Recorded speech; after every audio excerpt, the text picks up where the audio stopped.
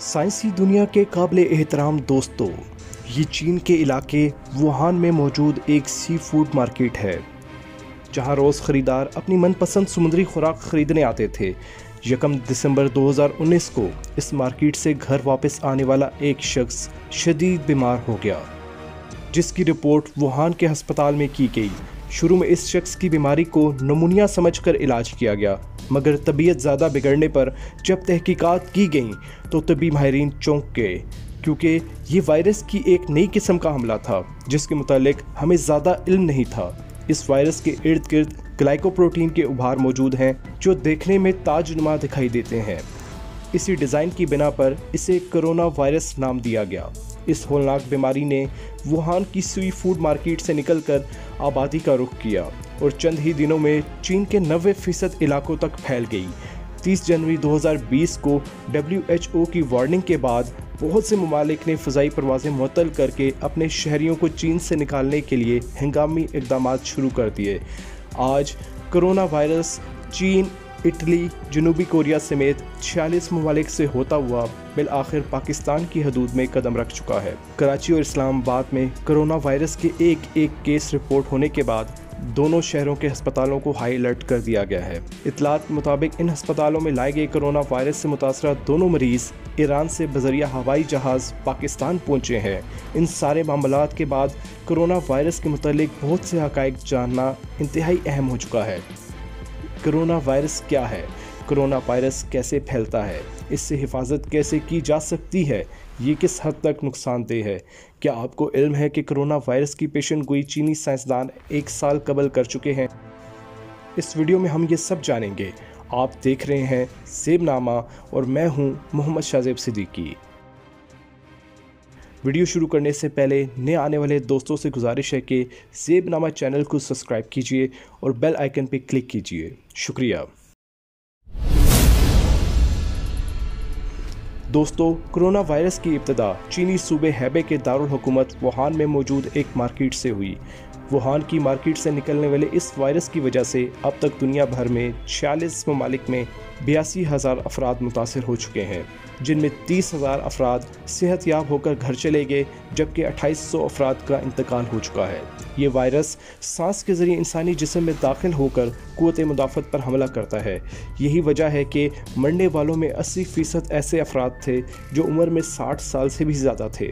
بقیہ 20% پہلے سے ہی شوگر جیسی خطرناک بیماریوں میں مبتلا تھے، یعنی کم قوت مدافعت کے حامل افراد اس کا فوراً شکار ہو رہے ہیں۔ کرونا وائرس کے حملے سے متاثرہ افراد میں 2 ہفتے تک یہ علامات ظاہر ہو جاتی ہیں۔ اس کا شکار افراد نزلہ، زکام، سر درد، تھکن، تیز بخار، کھانسی اور سانس لینے میں مشکلات کی شکایت کرتے دکھائی دیے، جس وجہ سے انہیں نمونیا کی علامات سمجھ کر نارمل ٹریٹ کیا گیا اور علاج صحیح نہ ہونے کی وجہ سے یہ بیماری جان لیوا شکل اختیار کر گئی۔ طبی ماہرین کے مطابق کرونا وائرس مریض کے کھانسنے کی وجہ سے ہوا میں کچھ دیر کے لیے معلق رہتا ہے، جبکہ برتنوں کو چھونے کی صورت میں برتنوں پر 9 دن تک موجود رہتا ہے، جس کا مطلب یہ ہے کہ یہ بیماری انسانوں سے انسانوں تک مختلف ذرائع کے ذریعے بڑھتی رہتی ہے۔ یہی وجہ ہے کہ اس بیماری کے منظر عام پر آنے کے فوراً بعد چین، اٹلی اور جنوبی کوریا نے متاثرہ علاقوں میں قرنطینہ کے احکامات نافذ کر دیے۔ قرنطینہ وہ عمل ہے جس میں کسی بھی شہر میں وبا پہنچانے کے بعد حفاظتی اقدامات کے لیے کرفیو نافذ کر دیا جاتا ہے۔ کرونا وائرس سے بچنے کے لیے احتیاطی تدابیر میں ہاتھ دھونا، باوضو رہنا، بھیڑ والی جگہوں پر جانے سے گریز کرنا، پالتو جانوروں سے دور رہنا، اینٹی بائیوٹک ادویات کے استعمال سے گریز کرنا، پانی ابال کر پینا اور سرجیکل ماسک کا استعمال کرنا شامل ہے۔ کچھ طبی ماہرین ایک قدم آگے بڑھتے ہوئے یہ بھی مشورہ دیتے ہیں کہ ایک بار استعمال شدہ سرجیکل ماسک دوبارہ استعمال نہ کیا جائے اور سرجیکل ماسک اتارنے کے بعد ہاتھ صابن یا سینیٹائزر سے لازمی دھونے چاہیے۔ ایک جانب اس وائرس کے باعث جہاں چین، آسٹریلیا، ہانگ کانگ کی معیشت کو اربوں ڈالر کا نقصان ہو چکا ہے، وہیں دوسری جانب سازشی تھیوریز پھیلانے والا ٹولہ بھی سرگرم رہا۔ اس دوران سازشی نظریات کے حامل افراد نے یہ افواہیں بھی پھیلائیں کہ کرونا وائرس دراصل ایک بائیو ویپن ہے جسے لیبارٹری میں کچھ مخصوص ممالک کی جانب سے بنایا گیا اور چین کی ابھرتی معیشت کے خلاف استعمال کیا گیا۔ دنیا بھر سے معتبر اداروں نے ایسے سازشی نظریات پھیلانے والوں کی شدید حوصلہ شکنی کی، بلکہ گوگل، ٹویٹر اور فیس بک نے سازشی نظریات اور غلط معلومات پھیلانے والوں کے خلاف باقاعدہ اقدامات کا بھی اعلان کیا۔ इस ज़मन में जिस अमर ने माहिरीन को हैरान कर दिया वो ये था कि 2 मार्च 2019 में वुहान से पब्लिश होने वाले एक साइंटिफिक पेपर में 4 चीनी साइंसदानों ने कोरोना वायरस के फैलने की पेशेनगोई की थी।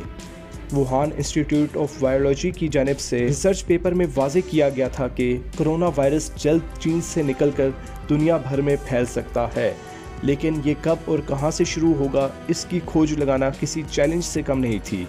इस रिसर्च पेपर में ये खदशा जाहिर किया गया था कि मुस्तकबिल में फैलने वाला ये जानलेवा वायरस चमगादड़ के ज़रिए चीन भर में फैलेगा, क्योंकि चमगादड़ें बहुत तवील सफ़र करके एक मुकाम से दूसरे मुकाम तक पहुंचती हैं, जिस वजह से वायरस को फैलने में ज़्यादा वक्त नहीं लगेगा। लिहाजा रिसर्च करने वाले साइंसदानों की जानिब से ये मुतालबा भी किया गया था कि इस वायरस के मुतालिक हंगामी तहकीकात की अशद ज़रूरत है। रिसर्च पेपर में यह भी बताया गया था कि चूँकि चमगादड़ मैमल्स हैं और चीनी तहजीब में जानवरों को खाने के तौर तरीके ठीक नहीं, जिस वजह से इस वायरस से सबसे ज़्यादा ख़तरा इंसान या दीगर मैमल्स को हो सकता है। इस रिसर्च पेपर के सामने आने के बाद बहुत से हलकों की जानिब से ये सवाल बुलंद किया गया कि 2003 में सार्स वायरस, 2012 में मर्स वायरस और 2019 में कोरोना वायरस की इतनी वाज़ेह पेशेनगोई के बावजूद बहुत से हंगामी इक़दाम क्यों नहीं उठाए गए। हालांकि ये रिसर्च पेपर मार्च 2019 से वेबसाइट पर अवामुन नास के लिए मौजूद था और चीनी साइंसदानों की जानिब से इसको नकल करके मज़ीद तहकीकात करने की भी खुलेआम इजाज़त थी। इसके बावजूद इस मामले में तिबी माहिरीन की जानिब से संगीन गफलत क्यों बरती गई। इस एतराज़ का जवाब तिबी माहिरीन ऐसे देते दिखाई देते हैं कि दुनिया भर में हज़ारों के हिसाब से रिसर्च पेपर शाया होते रहते हैं। इस दौरान हर रिसर्च पेपर को अहमियत देना मुमकिन नहीं हो पाता, लिहाजा ये ऐन मुमकिन है कि आने वाले चंद सालों में फूटने वाली किसी मुहलिक बीमारी की तंबीह साइंसदानों की जानिब से अभी से जारी कर दी गई हो, मगर उस बीमारी के फूटने और तबाही मचाने के बाद उनकी तहकीकात की अहमियत का हमें इल्म हो। जहाँ कोरोना वायरस के मुतालिक इस हद तक डर और खौफ फैला दिया गया है, वहीं तिबी माहिरीन के नज़दीक ये बात भी हकीकत है कि कोरोना वायरस इस हद तक जानलेवा नहीं जैसा मीडिया की जानिब से बताया जा रहा है। कोरोना वायरस से मुतासरा मरीज़ अगर किसी और बीमारी का शिकार नहीं तो अमूमन कुछ ही दिनों में वो खुद ही ठीक हो जाता है। कोरोना वायरस के मुकाबले में इन्फ्लुएंजा और दीगर वायरस ज़्यादा ख़तरनाक हैं, जिनके बायस हर साल हज़ारों अफराद मौत के मुँह में चले जाते हैं। लेकिन कोरोना वायरस के मामले में पैनिक सिचुएशन इस वजह से है क्योंकि दुनिया को पहली मरतबा इस वायरस के मुतालिक इल्म हुआ है। मोहतरम दोस्तों, दीगर ममालिक की तरह पाकिस्तान और दीगर एशियाई ममालिक में भी ये वायरस फैल चुका है। लिहाजा इस मौके पर हमारा फ़र्ज़ है कि खौफ व हरास का शिकार होने और गलत मालूमात फैलाने की बजाय अपने प्यारों से सही मालूमात का तबादला करें और इन्हें कोरोना वायरस के इस खौफ से निजात दिलाएं। ज़रा सोचिए, हम कितने दिलचस्प लोग हैं कि साजिशी थ्योरीज़ पर ईमान लाते हुए अपने बच्चों को पोलियो के कतरे तो नहीं पिलाते, लेकिन कोरोना वायरस की रोकथाम के लिए मगरिब की बनाई हुई हर वैक्सीन इस्तेमाल करेंगे। हम लाइलाज पोलियो वायरस की बजाय कोरोना वायरस से डर रहे हैं, जिसका मुतासर मरीज़ खुद ब खुद ठीक हो जाता है।